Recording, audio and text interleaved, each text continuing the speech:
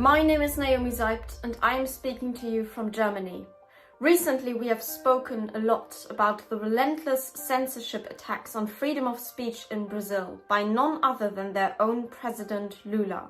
But now we must confront the current state of emergency in the south of Brazil and how President Lula is abusing this crisis for political purposes. This is what days of pounding rain has done to the southernmost region of Brazil, the city of Canoas, just outside the state capital. Boats having to replace cars, and helicopters becoming a small beacon of hope as people await rescue. Brazil is grappling with the greatest natural climate disaster in its history. The latest update I received is that Brazil flooding death toll rises to 90 as more than 155,000 people displaced. At least 361 injured, 131 missing in southern part of country. Countless friends and supporters have messaged me in the past couple of days asking me to report on this issue because apparently the government is not doing anything to help the people. In fact, the Lula administration has now refused aid from Uruguay. They offered to help search for isolated people and transport humanitarian donations and the boats to the affected regions. When I attended Marianópolis historical space with the former president of Brazil, Jair Bolsonaro, it became very clear to me how much he truly cares for the people. Despite all the censorship attacks, despite the threat of being thrown into jail, despite him being in hospital during the space. And yet it was crucial to him to stand up for freedom of speech, to free his people, because he knows that even though on paper he may not be the current president of Brazil, the people know who their true president is.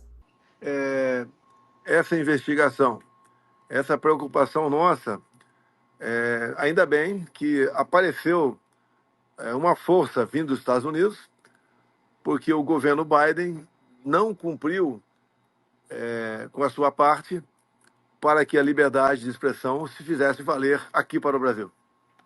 So he's saying that he's thankful that there's people in the United States, and a person in particular in the United States that we know who it is, that's finally voiced the concerns of millions of Brazilians today about censorship, because President Biden did not collaborate with pushing for liberty and freedom in Brazil. He was not an ally to defend and push for freedom for the Brazilian people.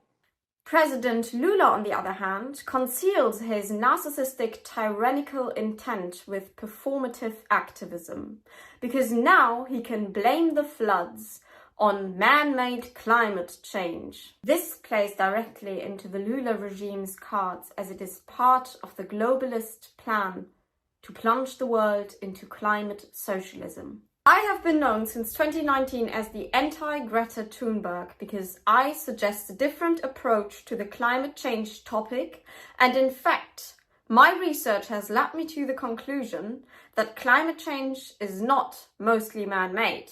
Although the globalists of the world are trying to silence the scientists who agree with me, there are countless of them, and they have regained the courage over the past couple of years to speak up.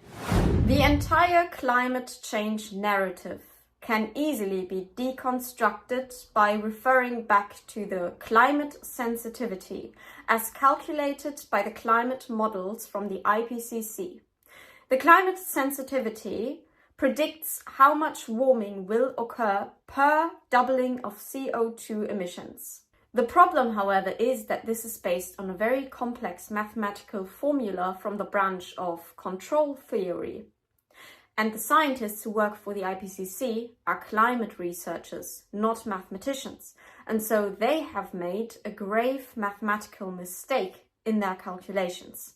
I am going to explain all of this in more detail in upcoming videos, as it would be too much for this video alone, because I have worked on this huge debunking climate sensitivity project for many months in 2023 with multiple scientists from all across the world.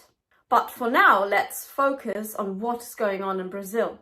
Because what if I tell you that I predicted what would happen in July of 2023? AP News reports This year, the impacts of El Niño have been particularly dramatic, with a historic drought in the Amazon. And then they go on to say, scientists say extreme weather is happening more frequently due to human-caused climate change. But those two sentences are not connected to each other whatsoever. El Niño is a natural climate phenomenon, which I reported on back in July of 2023. Let me introduce you to El Niño, a natural climate pattern which is poised to impact global temperatures and weather events in 2023 and 2024. El Niño, warming, and La Niña, cooling, are powerful climate drivers caused by changes in tropical Pacific Ocean temperatures. After 3 years of a La Niña period, the transition into an El Niño is now approaching. Experts are predicting temperature records due to this natural climate change phenomenon. El Niño can lead to increased rainfall in certain regions like southern South America, the southern US, the Horn of Africa, and Central Asia. It may also cause severe droughts in Australia, Indonesia, and parts of southern Asia. And I also predicted climate alarmists will abuse this golden opportunity to increase fear-mongering around CO2 emissions, once again proving that they have no interest in the natural complexities of climate science. Don't let them get away with it.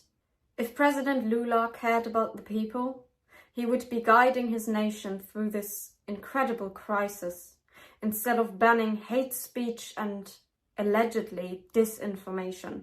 If President Lula cared about the truth, then he would confront his critics and engage in a debate with them, instead of silencing those who truly care about Brazil more than he ever did. If President Lula cared about climate science, then he would consult scientists instead of dogmatic cultists and scientism. And therefore, my love and prayers go out to everyone who has been affected by this crisis in Brazil, as well as the many censorship attacks by President Lula.